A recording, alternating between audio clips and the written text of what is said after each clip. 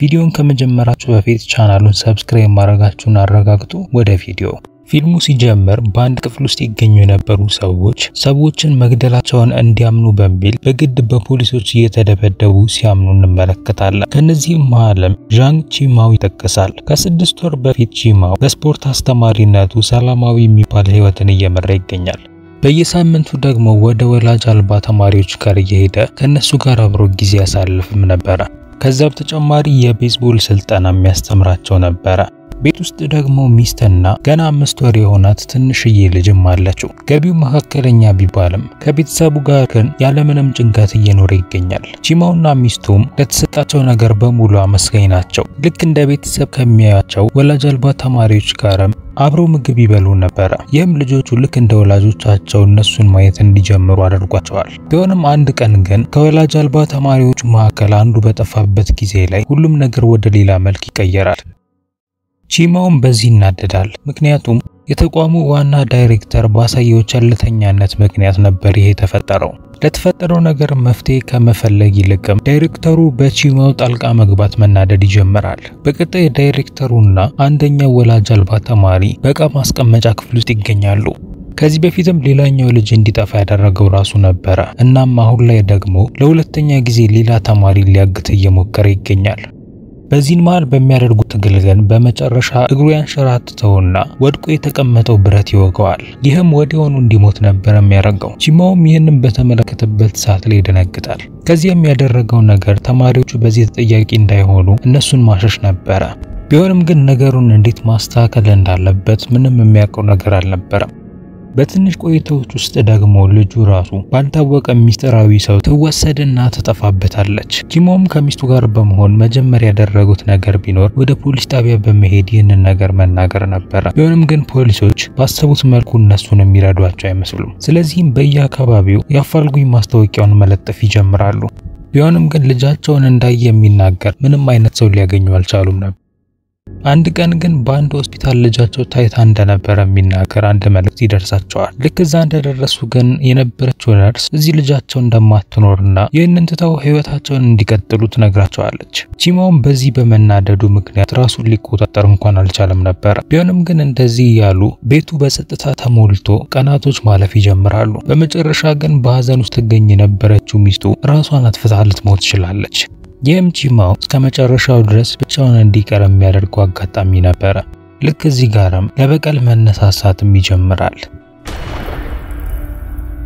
ከሳምንት በኋላም ከአንድ ነርስ ልጅህ ያለበትን አውቃለሁ የሚል መልእክት ይደርሰዋል። ይሁን እንጂ ቦታው ሲመጣ ግን ወጥመድ ነበር። ነርሷም ድንገት ከፎቁ ላይ መውደቋን ተከትሎ ቺማው እሷን ገለሃል ተብሎ ጥፋተኛ ይደረጋል። ውቢን በተባለም ባንድ የፖሊስ ኦፊሰር እየተደበደበም ያላደረገውን ወንጀል አድርጌያለሁ እንዲል ያደርጉታል።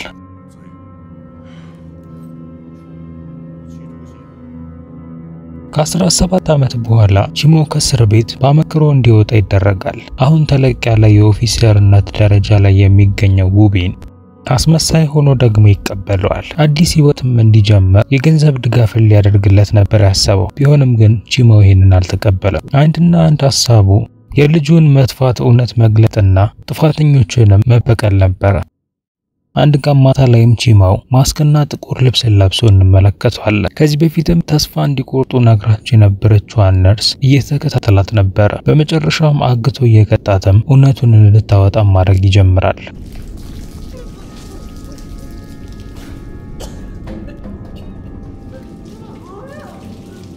ይበንዲ እንዳለ ዚያ የተባለች አንዲት ወጣት ልጅ እንደሆነ እንመለከታለን። 3 የቅርብ የምትላቸው ጓደኞች ያሏት ሲሆን አንደኛው ሜይ፣ ሁለተኛው ደግሞ ሃው ሲሆን የነሱ ሰራተኛ ልጅ ስለነበረ አብሯት እየተማረ እንዲጠብቃት ቢደረገው እሱ ነበር። ሌላኛው ደግሞ ጆንግ ሃን ነበር። እሱም ከልጅነት ጀምሮ ጓደኛዋ ነበር። በዛን ቀን ማታ ላይ በዣንግ ቤት ውስጥ ሁሉም ይሰባሰባሉ። ተቀምጠው ሳለም ዣንግ ድንገት የአባቱን ኮምፒውተር ይከፍታል። በዛም ዳርክ ዌብ ላይ በገባበት ጊዜ ላይ ያቺ ነርስ ላይ ይደርስባት የነበረውን ከባድ ቅጣት ይመለከታል። ይህንን የሚያደርግ የነበረው ቺማው ነበረ። በዚህ መሃል ላይም ዣንግና ሃው ጭቅጭቅ ውስጥ መግባት ይጀምራሉ። ምክንያቱም ሃው ከዓመት በፊት ከዣንግ ተበድሮት የነበረውን ነገር ሊመልስላት ባለመቻሉ ምክንያት ነበረ። ዣንግ ሃንም በዚህ በመናደር ሊደበደበው ተዳርሶ ነበረ። ቢሆንም ነገሩን ካረጋጉት በኋላ ግን ዚያ ሃውን ማጽናናት ትጀምራለች። ሃው አሁን ላይ ይገኝ የነበረው በሀብታም ጓደኞቹ ተከቦ ስለነበረ ይሄ የሱ ቦታ እንዳልሆነ ማሰብ እንዲጀምር አድርጎታል። እሱ የሰራተኛ ልጅ ሲሆን ሌሎቹ ግን የባለ ሀብቶቹ ልጆች ናቸው።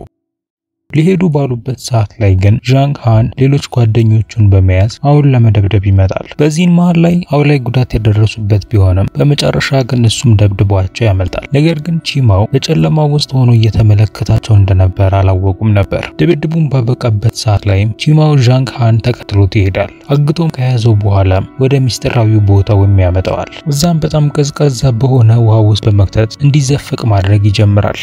ይህንን ቅጣትም በዳርክ ዌብ ላይቭ ላይ ማተላለፉን ይቀጥላል። ይህንን ሊያደርግ የቻለው ከነርሷ ዣንግ ሃን የቺን ልጅ እንደሆነ በመገንዘቡ ምክንያት ነበረ። ይህም ቼን የተባለው ሰው የሰዎችን አካል በመሸጥ ዙሪያ ከሚሰሩ ዋነኛ ሰዎች መካከል አንዱ ነበረ። መልስ ለማግኘት ፈልጎ ቺማው የቼን ቤት ውስጥ ሰብሮ በመግባት እሱን ማግቶ ይወስደዋል። ከዚያም ወደ ተመሳሳይ ቦታ ካመጣው በኋላ እሱንም በኤሌክትሪክ ወንበሩ ላይ አስቀምጦ ከባድ ቅጣትን ያሳርፍበት ይጀምራል። ከዚያም ልጁን በማገት ስራ ላይ የሰሩትን ሰዎች አንድ በአንድ እንዲጠቅስ ይነግረዋል። ቢሆንም ቼን ግን ምንም እንኳን ከባድ ጉዳቶች የደረሱበት ቢሆንም ሊናገር ግን ፈቃደኛ አልነበረም። ስለዚህም በመጨረሻ ቺማው ለቼን ዣንግ ሃንን ያሳየዋል። ቼንም የማይናገር ከሆነም ልጁን ውሃ ውስጥ ዘፍቆ እንደሚገለው ያስፈራራዋል። ይህ በእንዲህ እንዳለ ውቢንና ቡድኑ በቼን ቤት ውስጥ የተፈጠረውን ነገር ለማጣራት ይሰባሰባሉ። ውስጥ ላይም በቲቪ ላይ ይጫወት የነበረውን ቼን ሲቀጣ ያለውን ቪዲዮ መመልከት ይጀምራሉ። ውቢንም ነርሷ ላይ በደረሰው ነገርና በዚህኛው እገታ ላይ የሚያመሳስላቸው የሆነ ነገር እንዳለ መጠርጠር ይጀምራል። ይህ በእንዲህ እንዳለ በቤት ውስጥ የምትገኘው ዚያ ለልብ ህመሟ ሲባል መድኃኒቱ መውሰዷን ትቀጥላለች። ቀጣይ የሚጠበቅባት ሰርጀሪ ያለ ሲሆን ከዚህ ሰርጀሪ በኋላ ወደ አሜሪካ በመጓዝ ትምህርቷን እንድትከታተል እቅድ አላት። አባቷ ዩዋንዜ ትኩረቷ በሙሉ በማጋገም ላይ እንዲሆንና ከዚህ በፊት ከዣንግ ሃም ጋር በፈጠሩት ነገር ምክንያት ሃው ከዚህ በኋላ እሷ አጠገብ እንዳይደርስ ይነግረዋል። ዚያም ከእንደዚህ አይነት ሰው ጋር እንድትሆን አይፈልግም ነበር። ለዚህም ደግሞ ለሃው የ1 ሚሊዮን ዩዋን ገንዘብ ሊሰጠው ይወሰናል። በምላሹ ግን ከዚያ እንዲርቅ ነው የሚፈልገው። ቢሆንም የሱ ቤተሰቦች ግን በዚሁ ቤት ውስጥ ማገልገላቸው አይቀርም። ይህ በእንዲህ እንዳለ ቺማው ቼን መናገር እስኪችል ድረስ እሱን መቅጣቱን አላቆመም ነበር። በመጨረሻም ቼን ይህንን ስራ የሚሰሩት ትላልቅ ባለሀብቶች እንደሆኑና ከተለያዩ በከተማ ውስጥ ከሚገኙ ሆስፒታሎችና ከመንግስት አካላት ጋር በመሆን እንደሆነ ይነግረዋል። ከዛ በተጨማሪም ቺማው የሚፈራውን አንድ ነገርን ይነግረዋል። ይህም ልጁ እንደሞተች ነበረ። የሞተችው ልጅ ልብም የዩዋንጄ ልጅ ለሆነችው ለዚያ ተተክቶላታል። ዩዋንጄም ይህንን ትዕዛዝ ያስተላለፈው በዳርክ ዌብ በኩል ሲሆን እገታውን በሙሉ የሚያቀነባበረው እሱ እንደነበረም ይናገራል። በሰማው ነገር በመናደድም ቺማው ለመጨረሻ ጊዜ ቼንን ይቀጠዋል። ከዚያም ሌላ የላይቭ ስርጭትን በማስጀመር ለፖሊሶችም ሌላ ሰው መስሎ አድራሻውን ይልክላቸዋል። ውቢንና የሥራ አጋሩ የነበረው አንድ ላይ በመሆን ወደዛ ቦታ ያቀናሉ። እዛም ዣንግ ሃንን ብቻ በህይወት እንዳለ ሊያገኙት ችለዋል። እሱን ካዳኑትም በኋላም ወደ ፖሊስ ጣቢያ ለመመለስ ይወስናሉ። ቢሆንም ቺማው ግን ከኋላ ወንበር ላይ በመሆን ውን በገመዱ አንቆ ይዘዋል። ከዚያም ውቢን በዚህ ወንጀል ስራ ውስጥ ካለበት በሚል እንዲያጣራ ይነግረውና ከዚህ ይሄዳል። በተመሳሳይ ጊዜ ምርመራውን የቀጠለው ውቢን በመጨረሻ ለዚህ ሁሉ ወንጀሎች ተጠርጣሪ ከ17 ዓመት በፊት የደበደበው ቺማው እንደሆነ ይረዳል። ይህ በእንዲህ እንዳለ ቺማው በቀጣይ ዩዋንዜን ደግሞ ያግተዋል። ፖሊሶችም ወደዛ ቤት ከሄዱ በኋላም ለዚህ አባቷ እንደታገተ ይነግሯታል። በዛ በመደንገጥም አባቷን እንዲያተርፉላት መለመን ትጀምራለች። በስቴሽኑ ላይ በነበረችበት ጊዜ ግን በቦርዱ ላይ ተለጥፎ የነበረውንና እየመረመሩት የሚገኙትን አንድ የሆቴልን ፎቶ ትመለከታለች። ምናልባት አጋቾቹ እዛ ይኖራሉ ብላ በማሰብም ያለምንም ማመንታት ወደዛ ለማምራት ትወስናለች። ለዚህም ደግሞ እንዲወስዳት የፈለገችው ሃውን ነበረ። በተመሳሳይ ጊዜ ውቢንና አጋሩ ቺማውን ለመያዝ ሲሉ ወደ ተመሳሳይ ሆቴል ሊያመሩ ችለው ነበረ። ቢሆንም በዚህም ጊዜ ግን ቢሆን ቺማው ከነሱ ቀድሟቸው ነበረ። ፖሊሶችንም ካታለለ በኋላም ሁለቱን በመንገዱ ላይ በመደብደብም ከአካባቢው ሊያመልጥ ችሏል።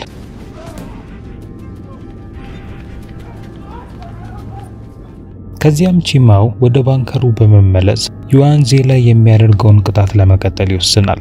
ዩዋንዜም እሱ ገዢ ብቻ እንደሆነና የሚያውቀው ነገር እንዳልነበር ይናገራል። ቢሆንም ግን እውነቱ ያ አልነበረም። ምክንያቱም ከሰው አካል ከሚያዘዋውሩት ሰዎች ጋር አብሮ የሚሰራው ሆቴል ዋና ሼሩ የሱ ነበረ። ይህም በመቶ ለሚቆጠሩ የህፃናት እገታ ዋና ተጠያቂ ያደርገዋል። ቺማው ባላወቀው መልኩ እነዚያ የአባቷን ስልክ በመጠቀም ያለበት መጋዘን ሊመጡ ችለው ነበር። ወዲያውኑ ውስጥ ከገቡ በኋላም እሱን በኤሌክትሪኩ በማስያዝ ራሱን እንዲስት ያደርጉታል። ከዛም ዩዋንጄን ነፃ ከወጡት በኋላም ከዛ ቦታ ያመልጣሉ። ቺማውን በነቃበት ሰዓት ላይ ውቢንና ው በቦታው ላይ ከመድረሳቸው በፊት መጋዘኑን በማቃጠል ከቦታው ይሄዳል። ከዚያም ደግሞ በወርክሾፕ ውስጥ ደግሞ ይደበቃል። በዚህም ጊዜ ላይ የኑላ ስራ የሚሰራው ብቻውን እንዳልሆነና ከዚህ በፊት ወላጅ አልባ የነበሩትና የሚረዳቸው ተማሪዎች አሁን ደግሞ በተራቸው እሱን እየረዱት መሆናቸውን እንገነዘባለን። አንዳንዶቹ መካኒክ ሲሆኑ፣ አንዳንዶቹ ጠበቃዎች፣ አንዳንዶቹ ደግሞ ፖሊስ ሆነው እየሰሩ ይገኛሉ። ለእነሱም ያላቸው አንድና አንድ አባታቸው ቺማው እንደሆነ ነው የሚያስቡት። ለሱም ማድረግ ያለባቸውን ነገር በሙሉም ለማድረግ ፈቃደኛ ነበሩ። አንደኛውም ትክክለኛው እውነት ይገኝበት የነበረውን አንድ ወረቀትን ያመጣለታል። ይህም ወረቀት ውቢን ከ17 ዓመት በፊት ቺማውን ገዳይ ነው ብሎ ጥፋተኛ እንዲያደርገው ትልቅ ጉቦ ተሰጥቶት እንደነበረ የሚያሳይ ነበረ። ይህ በእንዲህ እንዳለ ለውቢን ከነዚህ የሰው አካል ከሚያዘዋውሩ ሰዎች ጋር ግንኙነት ካለው በሚል ይጠይቀዋል። በዚህ ጊዜም ውቢን የፍርሃት ስሜት የተሰማው ያለ ይመስላል። ምክንያቱም ቺማው ሌላ ጥቃትን ደግሞ ሊያደርስባቸው ይችላል። በቀጣዩ ቀን ፖሊሶቹ በቀድሞ የቺማው ተማሪ ስም ወደ ተመዘገበው ወርክሾፕ ያመራሉ። የፍተሻ ፈቃዳቸውንም ካሳዩት በኋላ ወርክሾፑን መፈተሽ ይጀምራሉ። በተመሳሳይ ጊዜ ቺማው ደግሞ ሌላ ተልዕኮ ውስጥ ይገኛል። የሄደበትም ቤት የዩዋንጄ ሰራተኛ ቤት ነበረ። እነሱንም የዚያን የጤና ምርመራ ውጤት እንዲነግሩት ጠይቃቸዋል። ነገር ግን ይህን ለማድረግ ባመነቱበት ሰዓት ላይ ሰውየውን በኤሌክትሪክ እንደሚያስይዘው ማስፈራራት ይጀምራል። አሁን እሱን ሊወጋው ቢሞክርም ነገር ግን በቀላሉ ይሸነፋል። ቺማውን በቀጣይ ዶክመንቶቹን ካገኘ በኋላ ቀጥታ ዚያን ለማግኘት ወደ ሆስፒታል ማምራት ይጀምራል። ዚያም ከጓደኛዋ ሜ ጋር አንድ ላይ በመሆን ቀጣዩ ሰርጀሪዋን እየጠበቁ ይገኛሉ። ሜም ስራው በጥሩ ሁኔታ እንደሚጠናቀቅ ተስፋ ነበራት። ቺማው በሌላ በኩል በሆስፒታሉ ውስጥ ዚያን እየፈለጋት ይገኛል። ይህ በእንዲህ እንዳለ ዩዋንጄ የሆነ ጥቃት ሊደርስባቸው እንደሚችል ቀድሞ ገምቶ ነበረ። ስለዚህም ጠባቂዎቹ በአንድ ሚስጥራዊ ክፍል ውስጥ ተሰባስበው የቺማው መምጣትን እንዲጠባበቁ አድርጎ ነበረ።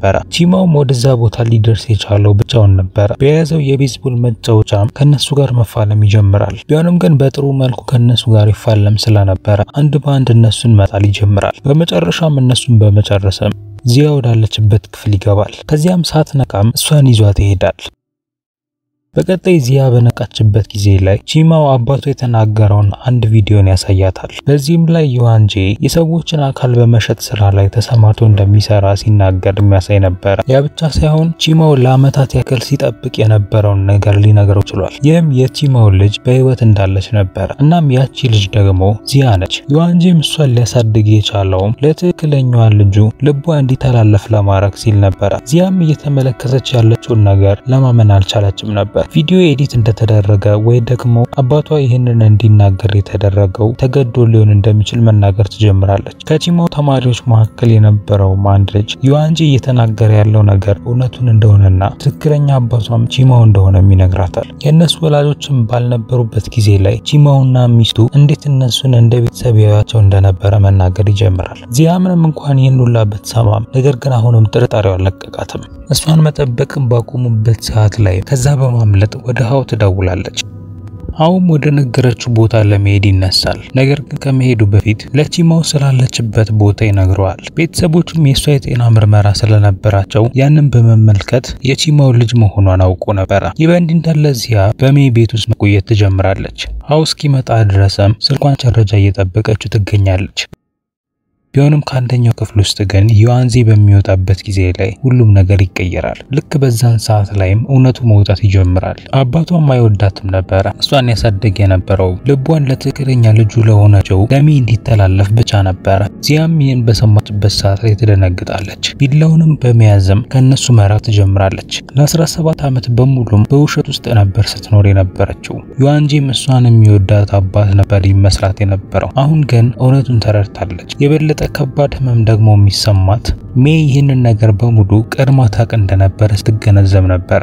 ከዚያም ቢላውን የራሷ ደረት ላይ በመደቀን እንዳይጠጓት መናገር ትጀምራለች። ልቧን ከሚወስዱባትም ራሷን ብታጠፋ እንደምትመርጥ ትናገራለች። ቢሆንም ምንም ከማረጓ በፊት ግን ሀብ ወደ ክፍል ውስጥ በመግባት ጠባቂዎቹን በኤሌክትሪኩ ያደነዝዛቸዋል። ዚያንም በመያዝም ወደ ቺማው ይወስዳታል። ቢሆንም ዮዋንዜ ወደ እነሱ ጋር እንዲመጣ ለማድረግ ግን ሜይንም አግተው ነበር የወሰዷት። ቺማውም የቀድሞ ተማሪዎቹን ሁለቱን ሴቶች እነሱ ጋር እንዲጠብቋቸውና እሱ በሌላ በኩል ዮዋንዜ ውቢንና ውን እንደሚያገኛቸው ይናገራል።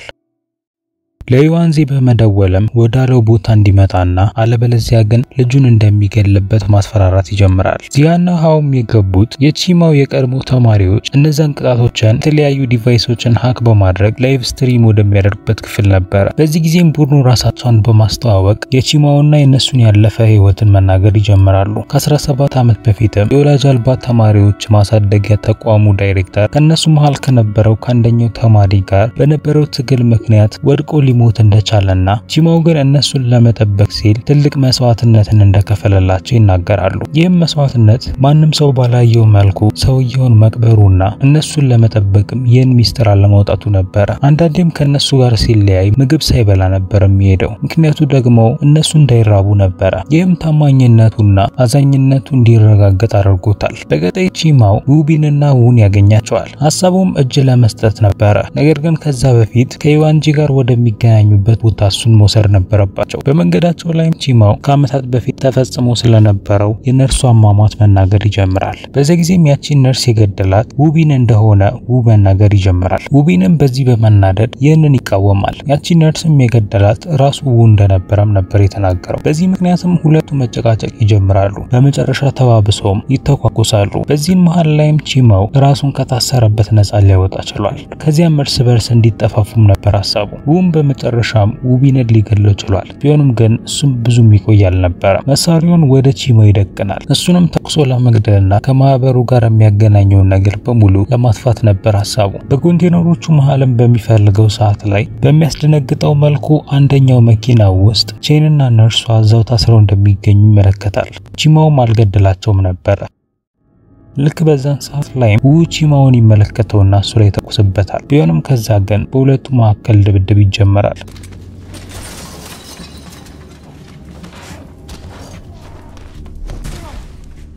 ይበንዲ እንዳለ በመገናኛ ቦታቸው ላይ ዮዋንጄ ደግሞ ይመጣል። ሜይንም ካገኛት በኋላ መኪና ውስጥ በማስገባት ቺማውን ለመፈለግ ይወስናል። ቢሆንም በመንገዱ ላይ ግን ቼንና ነርሷን ይመለከታቸውና ድጋሚ መረጃ እንዳይወጡ በሚል እነሱንም ባሉበት ይገላቸዋል።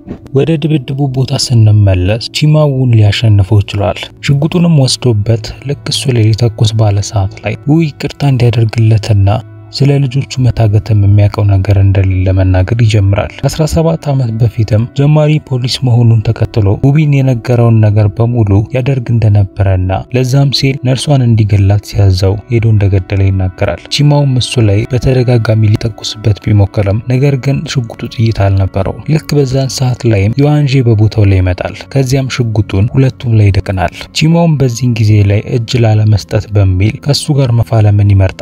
ከዚያም ከተታገሉ በኋላ በመጨረሻ ዮዋንጄን ደብድበው ይጥለዋል። ድብድቡም ካበቃ በኋላ ቺማው ወደ መኪናው ያመራል። ከዚያም ውስጥ የነበረችውን ሜይንም ያስወጣታል። ለደቂቃዎች ያክልም ሁሉም ነገር ያበቃ ነበር የሚመስለው። ቢሆንም በድንገት ግን የቺማው ተማሪዎች በመውጣት ያለምንም ማመንታት ዮዋንጄና ሜይ ላይ ይተኩሱባቸዋል እና ይገሏቸዋል። ተጎድቶ የነበረው ቺማው የተመታበትን ቦታ በመያዝ ወደ ባህር ዳርቻው ማምራት ይጀምራል። ይህም ቦታ ሚስቱን ለመጎብኘት ተወደው የነበረው ቦታ ነበረ። ይበንዲ እንዳለ ዚያና ሀው በቦታው ላይ እየጠበቁ ይገኛሉ። ከቺማው ተማሪዎች መካከል አንደኛው የሚመጣና ለዚያ አንድ ቪዲዮን ይሰጣታል። ይህም ከአባቷ በድሮ ተቀርቶ የነበረ የቪዲዮ መልእክት ነበረ። ይህም መልእክት ከ17 ዓመት በፊት እሷ እንዳትወሰድ መጠበቅ ባለመቻሉ ይቅርታ እንድታደርግለት የሚናገርና ልክ እናቷንም ትመስል እንደነበረም የሚናገር ነበረ። እነዚህን ቃላቶቹን በመስማትም ዚያ ማልቀስ ትጀምራለች። ቺማው በሌላ በኩል ዚያ በተወለደችበት ጊዜ ላይ የነበረውን ነገር በማስታወስ መናገር ደግሞ ይቀጥላል። እሱና ሚስቱ ምንም እንኳን ብዙ ያጋጠማቸው ችግር የነበረ ቢሆንም ነገር ነገር ግን እሷ በመወለዷ ምን ያክል ደስተኛ እንደነበሩም ይናገራል። ነገር ግን በታገተችበት ጊዜ ላይ ሁሉም ነገር ለአንዴና ለመጨረሻው ሊቀር ችሏል። ሚስቱም የገባችበትን ሐዘን መቋቋም ስላልቻለች ራሷን አጥፍታ ልትሞት ችላለች። ድጋሚም ህይወቱን ወደ ኋላ መመለስ ቢችል ኖሮ ዚያ ስታድግ መመልከት ይፈልግ እንደነበረ ይናገራል። እሷን ወደ ትምህርት ቤት መውሰድ፣ ከሷ ጋር መብላትና እሷን መጠበቅ ይፈልግ ነበር። በመጨረሻው መልእክቱም ለዚያ ሁለት እድሎች እንዳሏት ይነግራታል። ይህም ሰላማዊ የሆነን ህይወት ከሱ ተለይታ መኖር ሲሆን ወይ ደግሞ ለሷ የሚያስፈልጋትን አባት ሆኖ እንዲኖር ሁለተኛ እድል እንድትሰጠው ነበር። ቪዲዮ ሲያልቅም ዚያ ስሜቷን መቆጣጠር አቅቷት ማልቀስ ትጀምራለች። ከደቂቆች በኋላ ግን ቺማው እነሱ ወዳሉበት ቦታ ሊደርስ ችሏል። በፈሰሰው ብዙ ደም ምክንያትም ከባድ ድካም ውስጥ ገብቶ ነበር። ወደዚያ መሄድ ቢጀምርም ነገር ግን ገና ብዙ ሳይራመድ ይወድቃል። አይኑን ሲጨፍንም እየተመለከተ የነበረው ሚስቱ ፈገግ ብላ ወደሷ ስትጠራው ነበር። ይህም ሲፈልግ የነበረው በቀል እንዳበቃና ከዚህ በኋላ ግን ሰላማዊ የሆነውን ህይወቱን ድጋሚ እንደማያገኝ ያሳያል። ዚያም ወደሱ ጋር እየሮጠች በመሄድ እጇን ቁስሉ ላይ ታደርጋለች። ሐሳቧም የሚፈሰውን ደም ለማቆም ነበር። ቢሆንም ቺማው ግን ለመጨረሻ ጊዜ ትንፋሽ በመውሰድ ለመጨረሻ ጊዜ ያዋራታል። ዚያም ከሷ አካል ጎን በመሆን ማልቀሷን ትቀጥላለች። አሁን ላይም እውነቱን የተረዳች ሲሆን ትክክለኛ አባቷንም ልታገኝ ችላለች። ነገር ግን እንዳገኘችው ደግሞ እስከ መጨረሻው ድረስ ልታጣውም ችላለች። ፊልሙም ልክ እዚህ ጋር ያበቃል። ከተመቻችሁ ላይክ ማድረጋችሁን እንዳትረሱ። በሌላ ቪዲዮ እስከምንገናኝ ድረስ ግን ቻው።